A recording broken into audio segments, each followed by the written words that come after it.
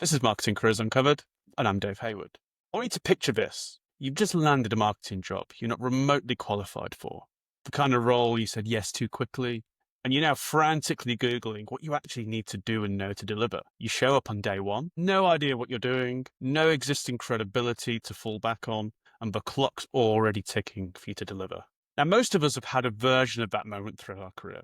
My guest today didn't just survive that, he used that as a foundation to build a whole career. Brandt Bodamer is the founder of Adtech, an adtech firm helping brands show up across streaming and audio platforms we all know and love. But this isn't just one of those founder success stories. We're going to have a really good conversation today about pressure, performance, how you go about building and stacking that credibility, especially when you've talked your way into a room you're not sure you actually belong in yet. Brandt, with that in mind, do you want to say a quick hello, introduce yourself, and tell us what you're up to?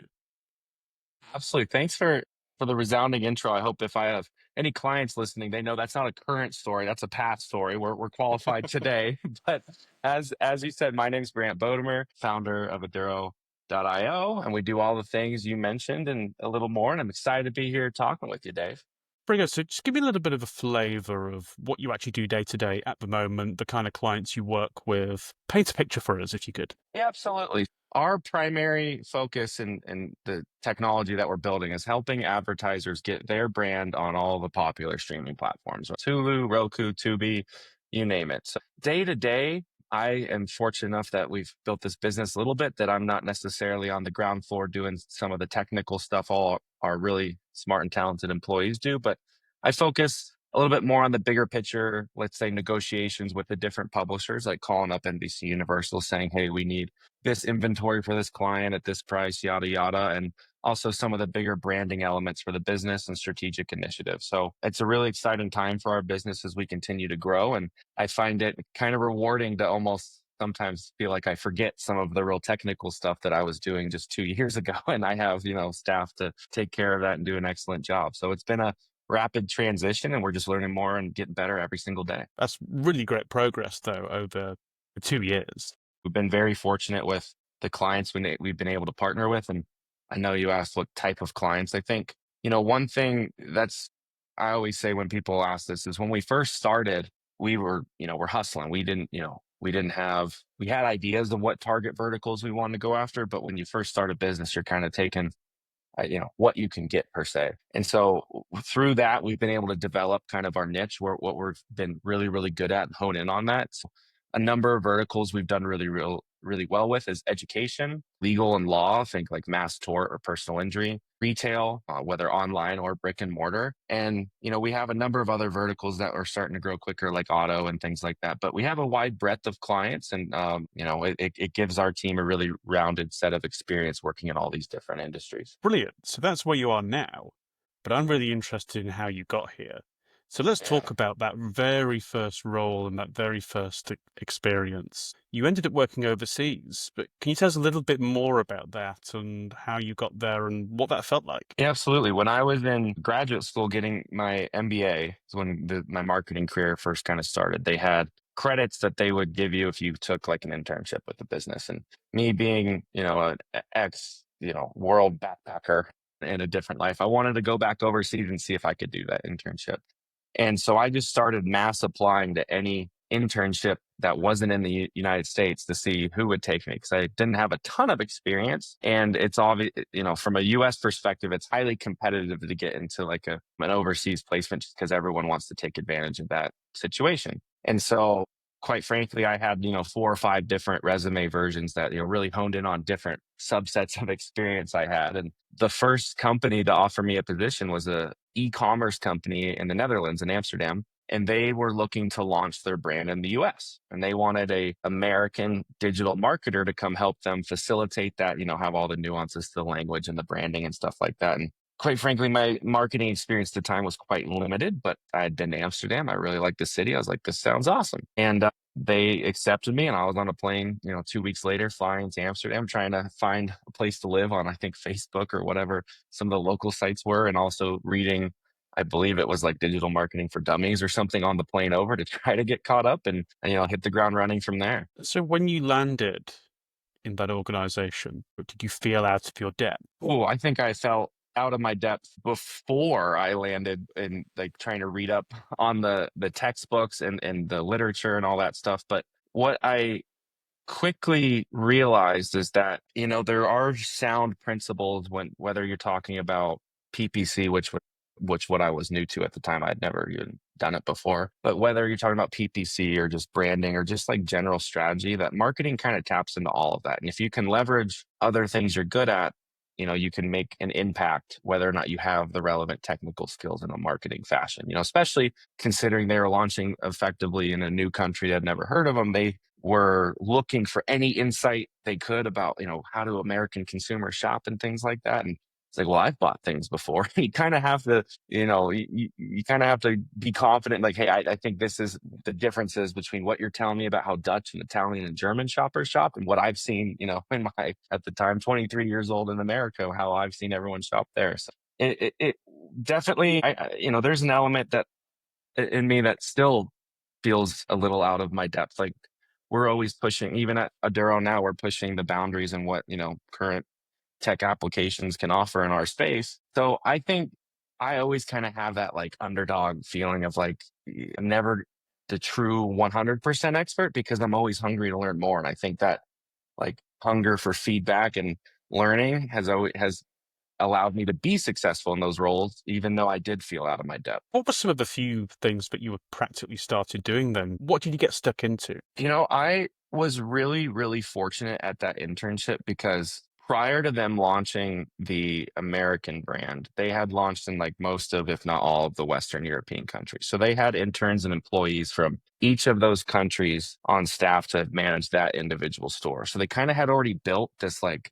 really efficient training program because they would have someone come in. English was the language they would use, as the intermediary between the Italians, between the Germans, the Portuguese, all that, which is common in Europe. And so the training program was all built in English for me already. And they were so used to like training people, whether they're experienced or not, just to ensure they're on the same page coming from a different country and different culture, that I was able to kind of fit into that and learn some of the technicalities of PPC to get up and running.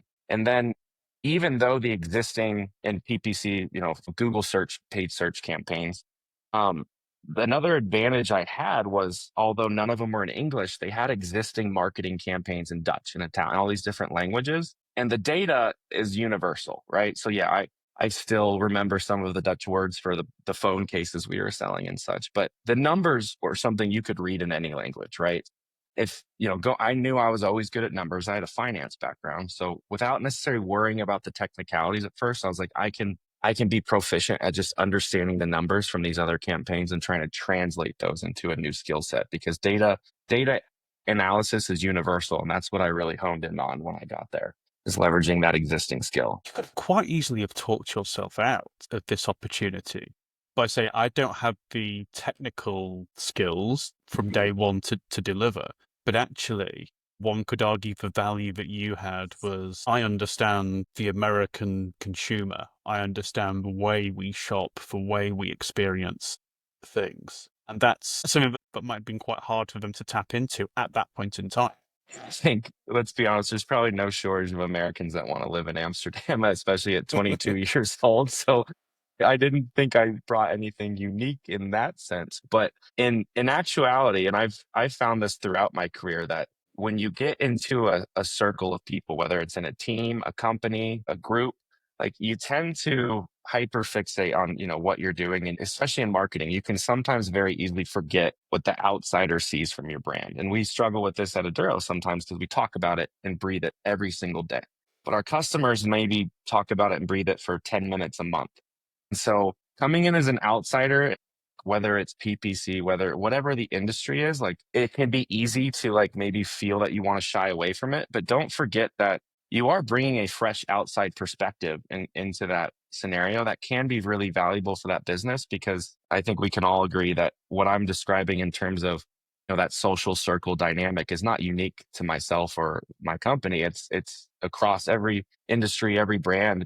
It's a challenge to sometimes put yourself in the consumer shoes that isn't living and breathing it nearly to the degree you are, because it's your job. And from a marketing perspective, that can be extremely valuable. Yeah, very, very much so. One of the elements I really want to hone in on now with this is I think a very familiar scenario for many people being either the outsider, the youngest person in the room, the person with the least amount of experience, that real need and yearning to prove that you belong and quickly and find your place. How did you start building that trust and credibility with the team around you? I guess I don't mean just technically, but also personally as well. You know, I've it's a great question, and I think I'm very fortunate for just some of the innate skills that I have in that arena and how that's propelled my career because I am just like a naturally kind of confident and outgoing person. And that helps kind of, build trust in that if you are, being present and being visible to everyone, like there's just a natural human bias to respect or at least acknowledge people that are more visible. And look, that's not to say I haven't said dumb things or made a fool of myself at times. But I think for when I think back to of all the stages in my career that I was the youngest or least experienced, something that I've always really, really pushed for is getting feedback from people that are more experienced from me. Like, hey, you've seen me doing this. What can I do better? I think that allows people to see some humility, but also respect that you want to get better. Like, hey, this person is actively trying to get better. So that puts you just in a better light, like seeking out the feedback. I think when I look at some of my experience or maybe some of my colleagues that just weren't naturally as outgoing as me, it just didn't put as much of the limelight on them as just, hey, asking a lot of questions. There's nothing wrong with asking questions. And I do think some people think it might shine the light on their inexperience. But hey, I like there's been no role that I've been at roles for 3 or 4 years, or I've been a senior at some roles where I'm still asking questions. And that's not I think the one thing I guess I could summarize this for is never be afraid to ask questions. It does not, if you're asking, hey, what time does work start? That's not necessarily what I'm saying 6 months onto the job, but asking, hey, I've been doing it this way for 6 months, but do you do it any differently? Like it does not shine a light on your inexperience. Quite frankly, I think in most cases it does the opposite. No, and the old mantra, isn't there, that there's no such thing as a stupid question. Where I've asked a question, even around some really basic things, why are we targeting this segment and not that? Why are we using this type of creative? Why do we approach things in a particular manner? People have taken the time to either explain or to go, actually, yeah, that's a really good question. Maybe we should rethink that. And I It's not think as damaging as you think, asking yeah. questions. It never is. And more than likely in a group setting, someone else is thinking that question. And for you to ask it not only helps you build credibility to the audience who is thinking it, but to your point, more often than not, you'll get well, that's just how we've always done it. That's actually an interesting point. Like assuming that I think something, if you're new at a job, the assumption you should never have is that everything's completely buttoned up and everything's super strategic. Like there are a lot of assumptions being made at every organization, and questioning, maybe not, negatively challenging, but questioning it will be better for you more times than not. And to your point, I can't think of ever, thinking of an experience where I've asked a question and it negatively affected me, other than maybe asking for an additional 2 weeks PTO or something like that. That might, they'd be like, hey, you took 12 weeks last year, let's calm down. But Well, that's no, if because it's you guys don't have any paid time off in I know, America. I was going to say, I'm saying it to the wrong audience. You're like, yeah, I've never had that problem. Yeah, sorry, 29 days here. Oh, geez. I am envious for sure. And that's why I wanted an internship over there so bad. I was like, oh, the benefits for even an internship are much better, right? Yeah, it's a different world over here for sure. But yeah, I think I've always been someone to ask a ton of questions. And that just has, I think, naturally boosted not only just the visibility of me at any job, but more times than not, you think it's a silly question and it's just inherently not. Because if it is a perceived silly question, there's probably been a lot of people that haven't asked it because they are afraid of being silly. So ask it. Yeah, and I'm totally with you on the asking for feedback as well, but also asking the right people for feedback. That's as uncomfortable as it can be sometimes. You always want somebody who is going to be slightly critical, who is, well, actually, I think you could speak like this a little more or bring some of your examples to life a little better. I don't think you portrayed yourself as being quite so confident in this area sometimes. You don't want someone who's just going to go, Dave's absolutely brilliant, Brandt's absolutely wonderful, 100%.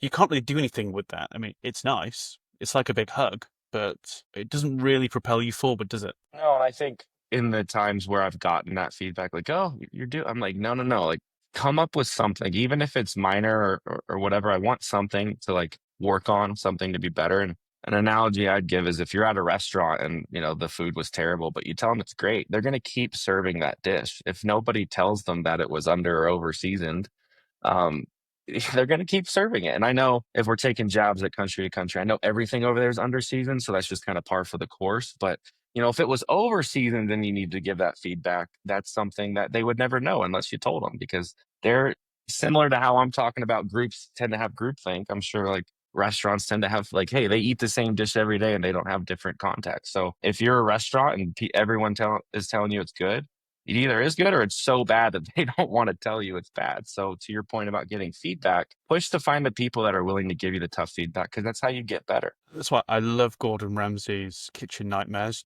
for that very reason. He goes to all these restaurants, and you've got these like diner owners who are all, well, everyone says the food's absolutely brilliant, and yeah, it's absolute dog shit. It's That they so are bad that people they have. swear blind that no, all the customers tell me this is great. And I think it's an interesting parallel, because if you've ever had just the worst meal you've ever had, you're probably assuming they know it's really bad. So you're like, I don't need to give them that feedback because this is so bad, they have to know. And if you think about that in the context of asking for feedback, if everyone you talk to is telling you everything's perfect, like, is it really? Like, there's always someone at an organization that'll shoot you straight. And it pays to be, sometimes that can be a shot at the ego, like, hey, you didn't do this as well as you thought, but that's how you get better. If you don't know about it, you can't improve upon it. Yeah, definitely. And while we're on that vein, what mistakes did you make early on that could have hurt or hindered that quest for credibility and being accepted and valued? I think one good example of this was at my first job when I moved back to the States. I was an account manager at like a 500 or 600 person marketing firm. Right away, I had really strong numbers, and I was the youngest, least experienced person in that building. And I was probably 23, 24 at the time. I will admit I let it get to my head a little bit. And while I still, was asking questions and doing all the things I'm talking about, I also can look back and say, hey, there were people that have been working there 9, 10 years that, when you come in and are a top performer, they're going to respect it, but they also might see you as a little bit of a threat. And it's an interesting balance to just continue to have humility in those moments and not let it get to your head. Because the second you come off as cocky, that's the second that now every question you ever ask will be viewed as like, oh, this guy. So what I would also say is there were also months I had there where I had terrible numbers, because in marketing, whether it's account management or not, you're going to have some really great campaigns. And no matter how successful, experienced you are, you're going to have some misses. I mean, nobody bats 1,000.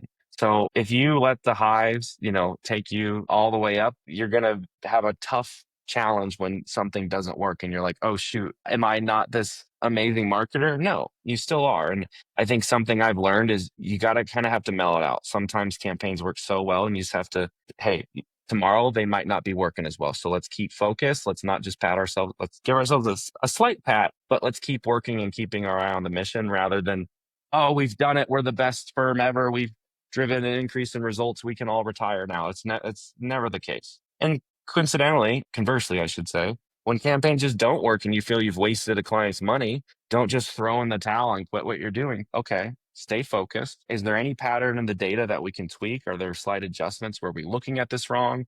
And now you know not to do that initiative again. So you can check that off. You won't make that mistake again. So it's about kind of staying as level headed as possible through the highs and the lows of successful marketing endeavors that you're going to launch in your career. Keeping a level head though is easier said than done, isn't it? When you're Always, always. under that constant pressure to deliver and expectations from either clients or your superiors or the market. How do you actually keep a level head? What do you do to keep the calm up? That's a great question. I think my gut wants to give a cop out answer and just say it just has taken time just to build that even in the 3 years I was an account manager at that firm, I don't think I ever truly mastered it because it was an extremely month to month business. So it was very much like one successful month, you're feeling great. You've got a good commission check. Your clients are happy. And then the next month you could miss all your tiers. You could lose 4 huge key account. Like it can change in a second. And on one hand, they just, getting a little older and having seen it from, 4 different businesses now, you see, hey, this is universal from industry to business, like the highs and the lows. But also, I think being in an environment that can be so high and so low so quickly kind of trains you just to, hey, I've seen it go both ways. I know how this can go. And that's just hard at early in your career because you either are feeling potentially super anxious about yourself or you're feeling overly confident. And that's going to hey, if you have a bad month and you're super anxious, you're going to be convinced you were right. And if you're super confident and you have one good month, you're going to be convinced you were right. So I think you just kind of have to go through the waves of marketing and see it on both sides to really just hammer it out and train yourself to be level headed. To your point, it is a challenge. And I don't think I'll ever be perfect at it, but all I can hope to do is just continue to be better. And let's be honest, it never hurts just to revel in a win just for a little bit, just to give yourself a boost. But you Got to enjoy can't, it. you got to enjoy it to some extent, right? But you can't let it get to your head is the challenge. Yes. Yes, you're only as good as the last thing that you did. It's something that's helped Especially me if, stay quite grounded. especially if you're in an environment where you're the contractor, you're not the employee, like you're the agency or you're the vendor. You're only as good as the last 7 or 30 days of how that campaign. If you were successful for the last year, but the last 45 days you've been burning cash and they're not getting leads, that's all that client's going to think about, right? So you have to be able to stay humble and know that things can change on a dime, right?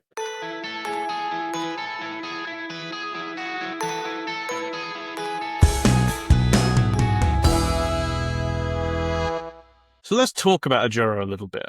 I want to get under the skin and understand why you decided to build the business. What was it you'd spotted? What's the story behind the business?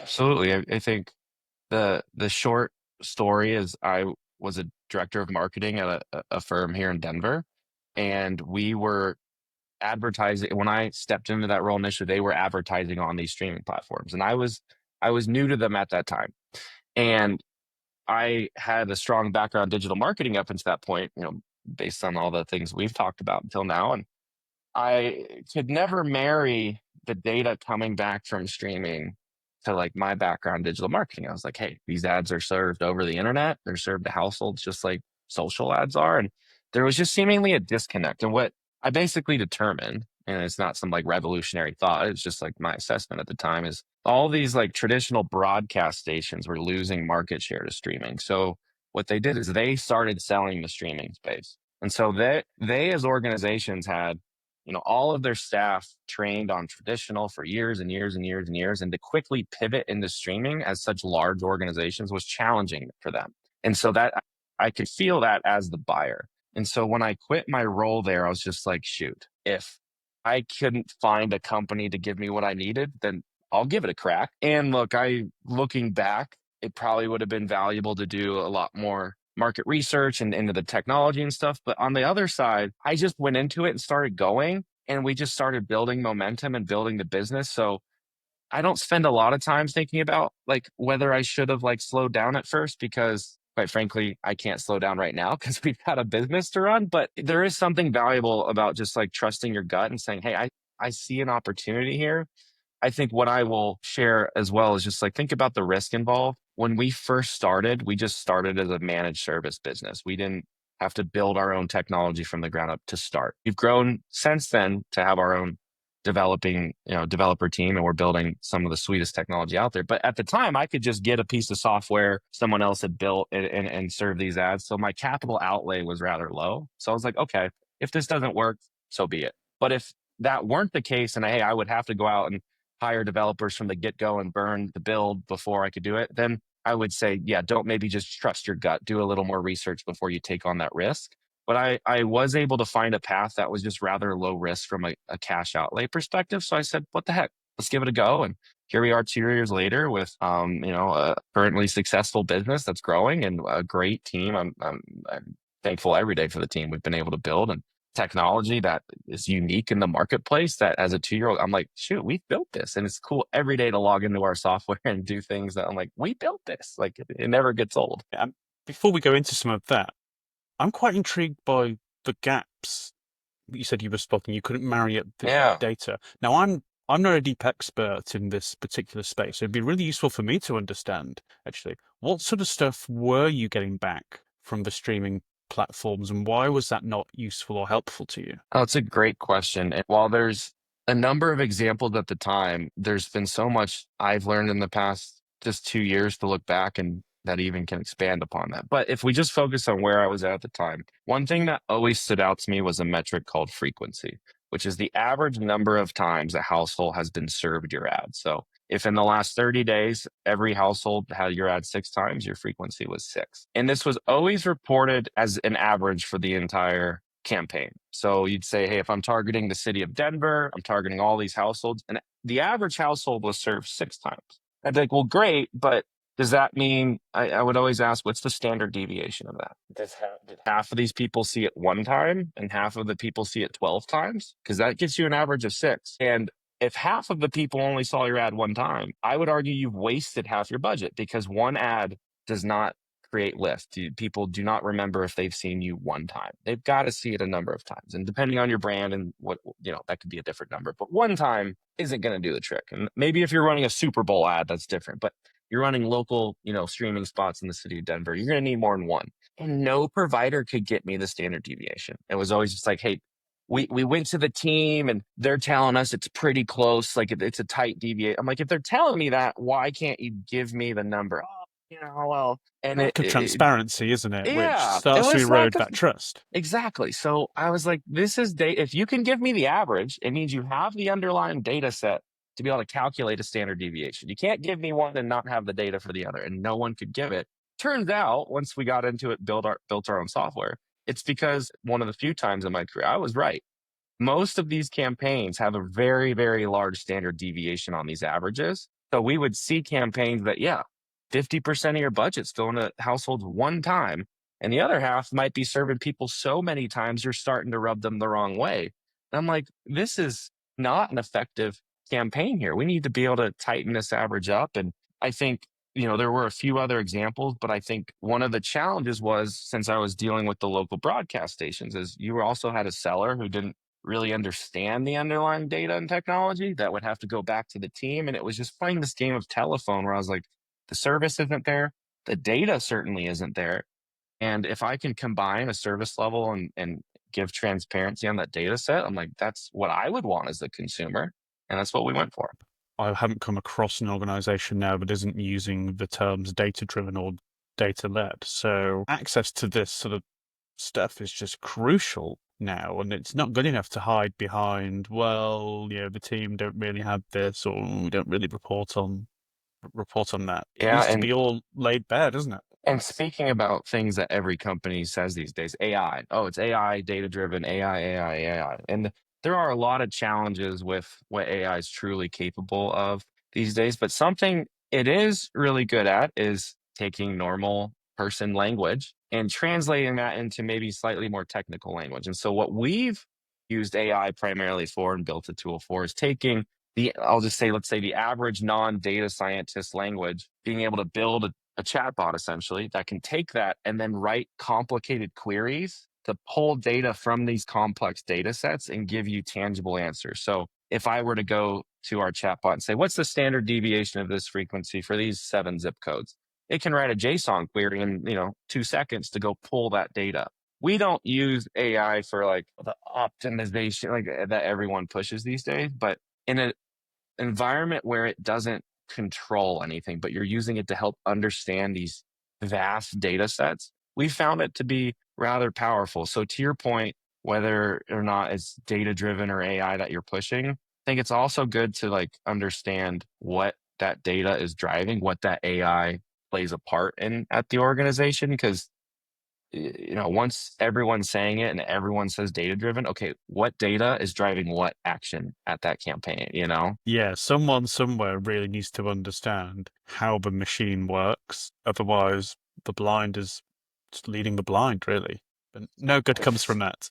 Well, a broken clock is right twice a day, which is kind of the scary part. Is you can imagine hiring a vendor, and if it's the blind leading the blind, if they get it right, you're like, oh, this AI technology is amazing. But it's why you got to constantly keep your eye on the ball, just because you can get lucky in marketing for sure. It's always good to understand how the machine works and what's making those decisions for sure.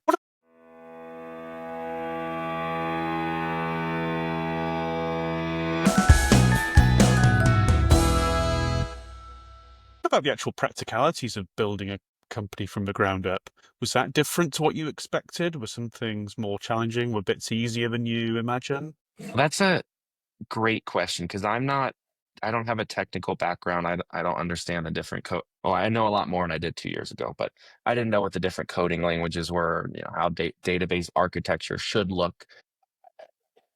And I hate cop out answers where I just say how lucky I was, but my first developer, who's now our CTO, was just such an amazing hire. And not only because of his proficiency just as an engineer, but because he is so good at describing incredibly complex coding applications in normal, dummy language for people like me.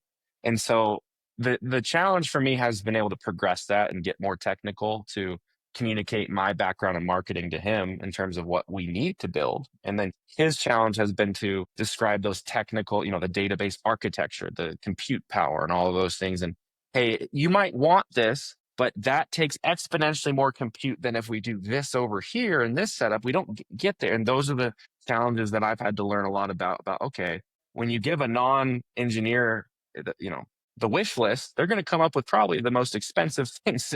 I could just do this, but no, you can't always do, especially in an environment where we've started this business. We've made the decision not to raise. We've completely bootstrapped this company. Yeah, I'd love to go out and get the most powerful servers known to man, but I think the biggest challenge for me has been making those strategic decisions about when do we bring in, more compute, more art, infrastructure to accomplish the goals we're trying to deliver to the client. Yeah, because typically if you were to go out and secure big chunks of investment, it will be an exercise in, right, I need to burn as much as possible to create as much market share as possible. I think I recall I've got a book on my shelf actually, right behind me, Dan Lyon's Disrupted, and it's about the whole story of HubSpot and how they developed and how they were just pouring in more and more investor cash, just practically setting it on fire to keep the machine growing, and growth was more customers. Did it matter whether they were profitable or not? It was just that quest for market share, and everything else kind of went by the wayside a little bit. I'm simplifying the story quite a Yeah, bit here, but absolutely. you would have made a whole bunch of very different decisions if you'd gone down a very different funding route. Absolutely. And there are obviously challenges with not having it nearly as much cash to burn. But I think about how we've, even in the, last 12 months, how we've rolled out new applications in our software.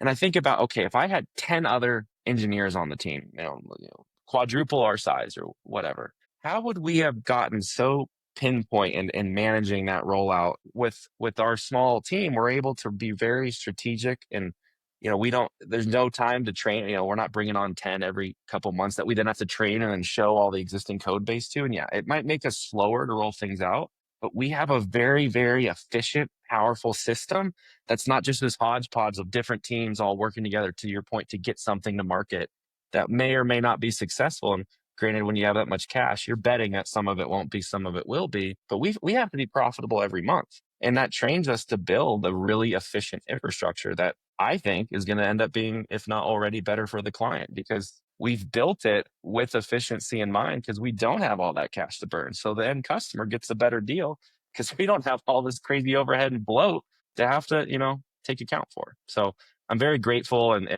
thankful for how this team has developed and how we've kept it very efficient. And I think that's a value add for us. Now, I did promise right at the top that this wasn't going to be a shiny founding business Sure. story. What did you get wrong? Oh, that's where to begin. What were the bets that didn't quite go your way, and how did you respond and pick yourself up from that? I would say unfortunately, it's probably been, um, and how I've staffed the company. Not in the sense that there's anything wrong with it. The team today is amazing. However, I've probably at times been a little too overzealous with we've grown X% over the last 3 months. If that continues, I'm going to need 4 new people in the next few months. And again, speaking how we spoke earlier about the highs and the lows, there's definitely been times where I rode those highs too much and was like, if we keep up this rate, we're never going to slow down. I'm going to need way more staff, and I've certainly overstaffed it a few times, and also probably not having enough humility to know we would have outgrown that overstaffing at some point. But what the challenge ended up being is me being the founder, and as the business grows, being pulled in so many different directions, not having as much time as I did on day one to train somebody, to invest into somebody and build out their routine and things like that. Because I was like, oh, the first employee I hired, I sunk my teeth into him. I gave him everything. Well, employees 8, 9, 10, 12, that's a very different story because now you're already managing your existing employees. So I think I should have probably slowed down and said, okay, we need more, probably a manager at this place before we hire more, account managers or something like that. And just been a little more uh, accepting that we weren't going to grow 80% month over month every month that we were in business for the life of the business. And so I've definitely now been challenged not to overcorrect and not hamstring everybody, but that's been sitting in the back of my mind like, hey, there was a moment in this business that we definitely overstaffed and it created some disorganization because I didn't have the infrastructure in place to deal with that on top of it. So that I would say that's probably my biggest mistake I've made. And you've gone through a whole metamorphosis yourself, then, and you've alluded to that just there, being, yes, from day one, you're really hands on the pump, doing the work, and then shifted into leading a team, having to inspire us, not necessarily being hands on the tools yourself. That's a really big change and shift. How have you just personally managed that? For when my team inevitably watches this, I'll stay honest. And I can honestly say I think I get better every day. But the challenge that I constantly have to remind myself is that I need to focus more on outcomes and less on exactly how you get to those outcomes. And I still find myself like seeing an email to a client or a sales email, like, oh, you should have worded it this way. And that, like, and look, there's definitely times still this day I slack somebody. I'm like, dude, you say this next time. But like, I'm trying more and more to like, hey, if they accomplish that goal, everyone speaks differently, everyone reads differently. And the other piece that I need to constantly remind myself is if that's how they're talking to the client or that's how they're communicating, talking to that client every day. They're on calls with them, they're emailing. I'm not. So I don't have the context that my team now does. And I put them and I trust them in that position. I need to keep reinforcing that myself that, hey, they're doing a great job. Our retention rate's great. Our growth is strong. Like, don't feel this compulsion to do that. And I think there's probably a lot of people listening. I'm like, oh, this guy's a crazy micromanager because I've had 4 like him. And I think the one piece that I know I'm hard on myself, so I'm not like that crazy. Whether or not I do it, it's in my head, right? And so it's to your question, the challenge is how do I ever get that out of my head? Or over time, just continually reminding myself to not feel the need to jump into the weeds because they're doing a great job. So I think I just sold all future employees like, oh, I'm going to go work for a micromanager. But I just being candid with you, that's an internal challenge I deal with every day as this business grows. It's really hard to unlearn because you get to a certain point in your career because of your ability to get stuck in, get involved, and get your hands on the wheel and steer the ship when an iceberg's ahead. And then you get to a point where actually that becomes disruptive and not very helpful, and you don't really know that it's a problem until it's a problem. It's really hard to unlearn that behavior, isn't it? Yeah, there's an interesting book that I'm going to forget the title of, but it's something to the essence of like the founder's principle or something like that. It talks about how the best archetype to start a business is basically the polar opposite of the best archetype to run a business. Because to start a business, you need someone who is like, I can do everything myself. I have crazy attention to detail and also have the either guts or sometimes just like ignorance just to jump in and do something and risk it. But that's very different from the archetype of like sitting back and being patient and letting people grow and letting systems develop and like managing from a higher level. And I think about that a lot because I want to continue to do this. So I constantly want to, am pushing myself to make that transition, not to be the just jump in with the wrench and hey, no, let's do the, okay, what are we trying to achieve here today? Like, how can I support the team, whether it be resources, time, from that perspective, rather than let me just show you how to do it. And then that it's a very different setup from starting a business to running a business with a layer of management in between. And the challenge is not unique to any industry or vertical. It's just the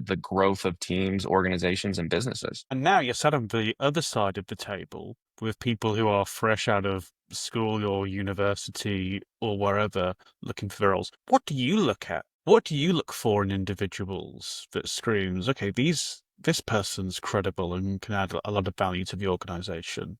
Right now, with us being a 2-year-old business and rolling out new technology every couple of weeks or months, like that skill set needs to be someone who's very like adaptable, like still process driven, but doesn't get uncomfortable with constant new. Someone that's hungry and likes that challenge. I think I've hired people in the past at Aduro that were very process driven, who had worked for large companies that were like, if you put something in front of them, they will do it. But my challenge is at this company right now, we put something in front of you that might change in a month because of, hey, we made a new UI update, a new process update.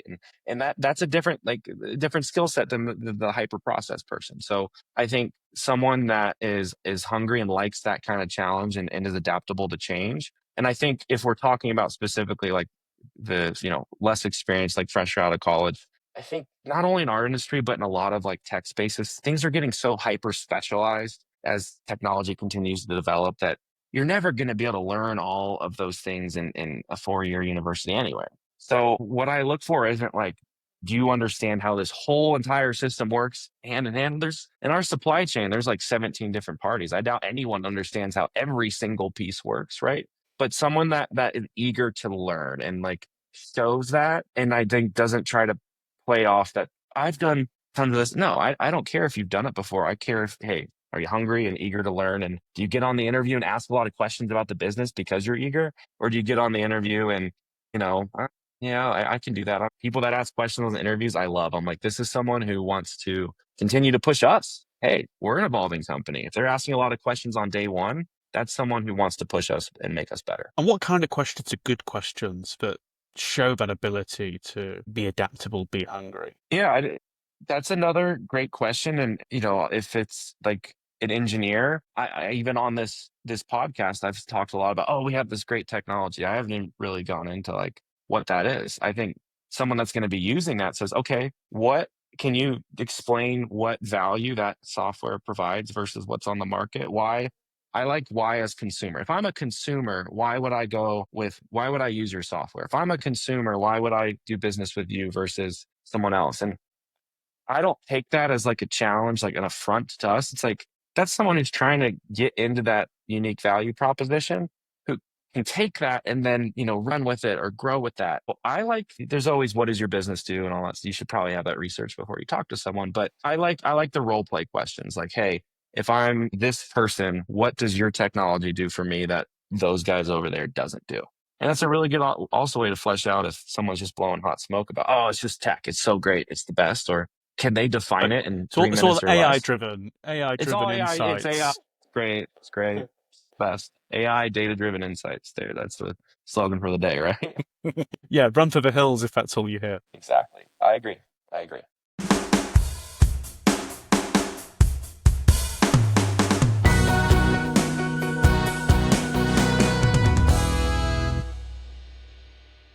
Hindsight is a wonderful thing, but if you had to do it all over again, would you do anything a little bit differently? I think playing with temporal space is a dangerous game, Dave, because It's sit safe here here. today. It's safe here in this little bubble.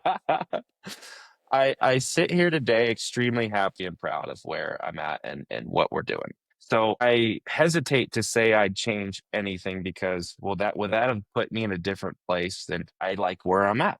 Yes, if I look at some of the micro moments, I'm like, I could have done this better. I could have done that. But if I'm being like largely esoteric, I'm like, that could have altered my path. I wouldn't be where I'm sitting today. However, if I could have a guarantee from a genie that it wouldn't change the outcome, it would just change that inherent moment. I think I would have gone to my second job back from Amsterdam and just told myself to just like calm down. You're not the greatest marketer known to man. Like you're good, but Don't act like you're 23 and you know more than these people that have 10 years experience. And just try to tell myself to be a little humble. My fear would be 23-year-old Brandt would not listen to 30-year-old Brandt and be like, yeah, no, dude, I'm the best. Yeah, shut up, old I would, timer. What do you know? yeah. What do you know? What do you know? Yeah, exactly. I think that's something I would have changed. And just, looking back, I still was able to build a ton of really positive relationships out of the organization. But admittedly, there's probably some that were like, dude, this guy sucks. That maybe would have, someone I could have worked with or partnered with in the future that just, there's no reason to rub people the wrong way if you can help it. Yes. So let's perhaps step aside from treading on a cricket and altering the course of human civilization. What advice would you give to someone who's just landed one of those, let's call it a stretch role, that they don't quite feel ready for? Help me, Brandt. What do I do about this? What's the advice that you give? The most powerful advice I could give is just be as curious as possible. Don't be afraid to ask questions. Don't be afraid to look things up, outside of your training on Google, on ChatGPT, you name it, and just be as hyper curious as possible and know that no matter what you do, you're going to make mistakes. And every employee that's ever come before you and will come after you will also make mistakes.